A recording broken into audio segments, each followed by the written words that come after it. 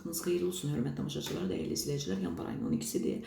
Həftənin bazar ertəsi günü 2026-cı ildir. Son dəqiqə bir xəbərimiz var, onu nəzərinizə çatdırırıq.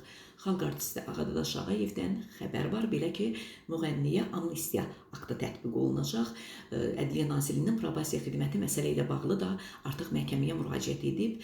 Faktı tanınmış vəkil Ağadaş Ağayevin müdafiəçisi də təsdiqləyib, bildirib ki, probasiya xidmətinin müvəkkilinə amnistiya aktının tətbiqi ilə bağlı müraciətinə bugün baxılacaq. Onda deyək ki, hadisə 2024-cü ilin iyun ayında baş vermişdi.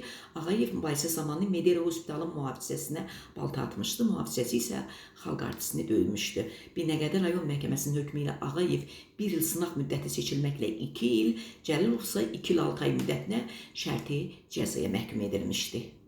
Hər bir bal sevən, baxın, bu balın dadına mütləq şəkildə alıb baxmalıdır. Çünki əsl bal yeyən insanlar əgər bilirlərsə təbii bal necə olmalıdır. Ona görə də bu cür ballardan kim istəsə 051 546 39 39 nömrəsi ilə əlaqə saxlasın. Azərbaycanımızın bütün şəhər və rayonlarına göndərib çatdırmamız tam pozulacaq. Bir şey də mən qeyd edeyim. Mən verən balın tərkibində əgər qatqı çıxarsa, mən onun pulunu 2 qat geri verəcəyim. Mən Araçı Vidadi olaraq bu sizə verdiyim zəmanətdir. Balındakı möhtəşəmliyi göz qabağındadır. Hər biriniz zəng eləyin, sifariş eləyin. Sağ olun.